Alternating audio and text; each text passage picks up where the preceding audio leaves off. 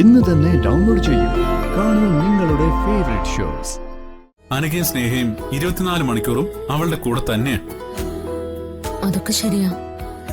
പക്ഷെ ഇത്രയും നാളും അവൾക്ക് അമ്മയായതും അവളെ നെഞ്ചിൽ ചേർത്ത് ഉറക്കിയതും എല്ലാം ഞാനല്ലേ?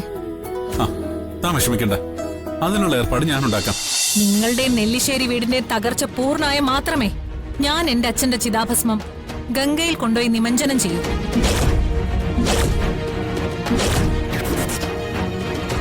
എന്റെ അച്ഛനെ ചതിച്ചു കൊന്ന ചതിയനാ നിങ്ങൾ. ഞാൻ ആരെയും കൊന്നിട്ടില്ല.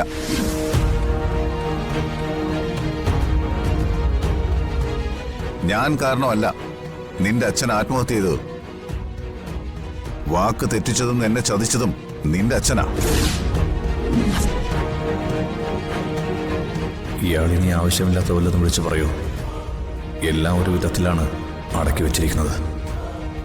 ഞാനും വിനയേന്ദ്രനും കൂടി ലേലം പിടിക്കാൻ എല്ലാം ചെയ്തു വെച്ചിട്ട് അവസാന നിമിഷം പണമില്ലെന്ന് പറഞ്ഞ് കരാറിൽ നിന്ന് പിന്മാറിയത് നിന്റെ അച്ഛനായിരുന്നു. അല്ല, ഒരിക്കലും അല്ല. നിങ്ങൾ നുണ പറയാ. നിലനിൽപ്പിന് വേണ്ടി നിങ്ങൾക്ക് കള്ളം പറഞ്ഞേ മതിയാവുന്ന എനിക്കറിയാം. അല്ലെങ്കിലും നിങ്ങളെപ്പോലൊരു കള്ളന് മറ്റൊന്നും ചെയ്യാൻ കഴിയില്ല. നീ എന്നെ തെറ്റിദ്ധരിച്ചിരിക്കുകയാണ്. യഥാർത്ഥത്തിൽ ചതിച്ചത് നിന്റെ അച്ഛനാ. മിണ്ടിപ്പോരുത്. എനിക്ക് നിങ്ങളുടെ ഒരു കള്ളത്തരവും കേൾക്കണ്ട. സ്വന്തം അച്ഛന്റെ ശവം കൺമുന്നിൽ കണ്ട് മരവിച്ചു പോയ മനസ്സാ എന്റേത്. കണ്ടില്ലേ, ചുവന്ന പട്ടിനുള്ളിൽ ഈ മൺകുടത്തിൽ ഇപ്പോഴും ഞാൻ സൂക്ഷിച്ചിരിക്കുന്നത് എന്റെ അച്ഛന്റെ ചിതാഭസ്മോ അസ്ഥികളുവാ.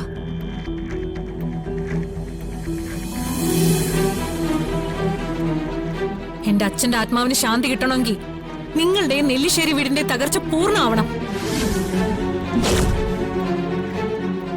നിന്റെ മനസ്സിൽ ആരോ വിഷം കുത്തിവെച്ചിരിക്കുക. ഇറങ്ങിപ്പോ ഇവിടുന്ന്. ഇനി ഒരു നിമിഷം നിങ്ങൾ ഇവിടെ നിൽക്കരുത്. പക്ഷേ ഇവിടുന്ന് പോകുന്നതിന് മുമ്പ് മനസ്സിലെങ്കിലും ഒരു നിമിഷം നിങ്ങൾ എന്റെ അച്ഛനോട് മാപ്പ് പറയണം. മാപ്പ് പറയാനുള്ള തെറ്റൊന്നും ഞാൻ ചെയ്തിട്ടില്ലെന്ന് എനിക്ക് നല്ല ഉറപ്പുണ്ട്.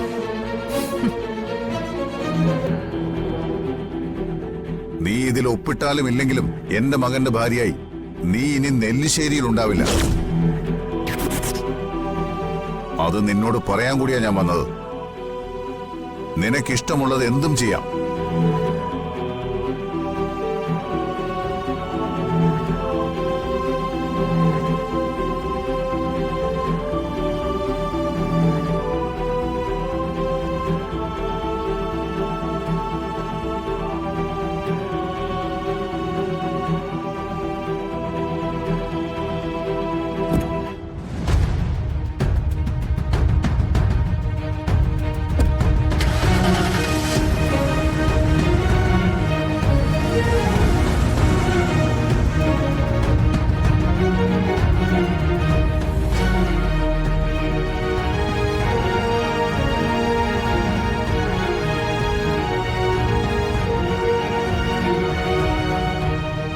പോയില്ലേ അയാള്? ഓ ചതിയനെ നേരിട്ട് കണ്ടാൽ എന്റെ നിയന്ത്രണം പോയി ഞാൻ എന്തെങ്കിലും ചെയ്തു പോകും.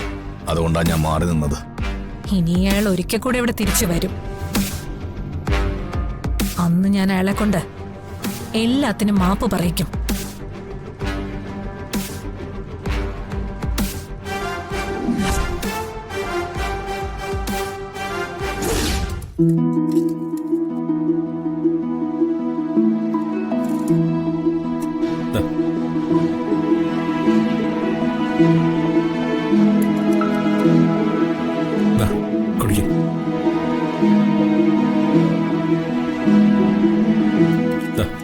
മതി സച്ചേട്ടാ, വയറ് നിറഞ്ഞു.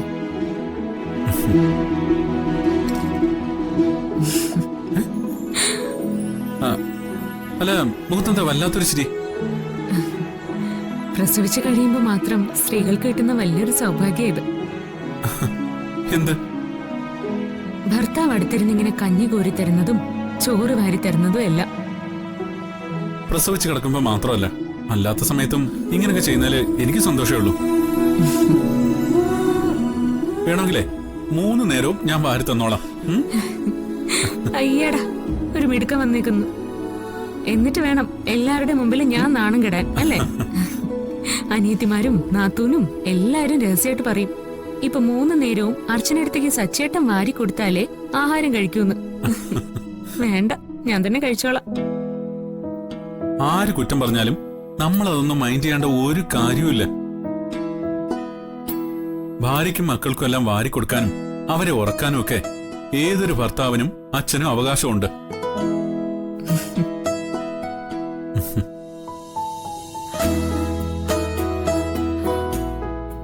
സച്ചേട്ടൻ മോളെ കൊണ്ടുവരാന്ന് പറഞ്ഞിട്ട് ഇതുവരെ കൊണ്ടുവന്നില്ലല്ലോ. അവളെ ഒന്ന് കണ്ടിട്ട് എത്ര ദിവസമായി? താൻ മോളുടെ കാര്യത്തിൽ ടെൻഷൻ ആവണ്ട. അവൾ അവളുടെ പെറ്റമ്മയുടെ കയ്യിൽ തന്നെയല്ലേ ഇരിക്കുന്നത്. പിന്നെ നമ്മൾ എന്തിനാ പേടിക്കുന്നത്? അനഘയും സ്നേഹയും 24 മണിക്കൂറും അവളുടെ കൂടെ തന്നെയാ. അതൊക്കെ ശരിയാ. പക്ഷെ ഇത്രയും നാളും അവൾക്ക് അമ്മയായതും അവളെ നെഞ്ചിൽ ചേർത്ത് ഉറക്കിയതും എല്ലാം ഞാനല്ലേ? ആ, താൻ വിഷമിക്കണ്ട. അതിനുള്ള ഏർപ്പാട് ഞാൻ ഉണ്ടാക്കാം. തനിക്ക് മോളെ കണ്ട പോരെ? അത് ഞാൻ ഏറ്റു.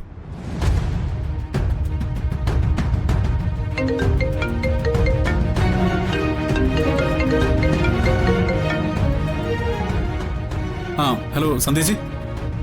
സച്ചി പറഞ്ഞ ആ പേഷ്യന്റ് ഞാൻ കണ്ടെത്തി. വാർഡ് നമ്പർ 5ലേക്ക് വരൂ, ഞാൻ കാണിച്ചു തരാം. ശരി സന്ധ്യജി. ശരി. സന്ധ്യച്ചെന്തിനെ വിളിച്ച? അത് അറിയില്ല, ഒന്നുകൂടി ചെല്ലാൻ പറഞ്ഞു. ഞാൻ ഒന്ന് പോയിട്ട് പെട്ടെന്ന് വരാം.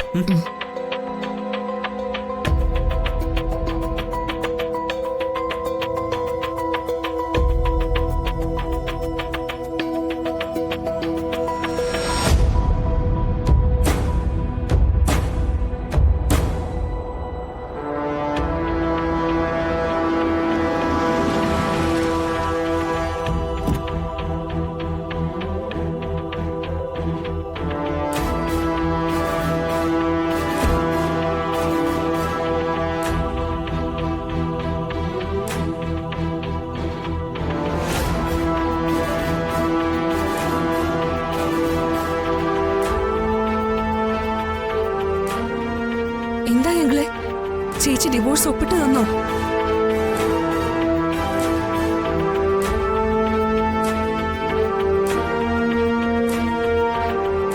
അച്ഛൻ അവധിയെടുത്തി കണ്ടില്ലേ? അല്ല, ഇനി അവരെന്തിനാ ഈ ഏട്ടത്തിൽ നിന്നൊക്കെ വിളിക്കുന്നത്? ആ ബഹുമാനം അവന്തിക അർഹിക്കുന്നതേ ഇല്ല. എന്തു പറ്റിയച്ചാ? അവന്തിക ഡിവോഴ്സ് പെറ്റീഷനിൽ ഒപ്പിട്ട് തന്നില്ലേ?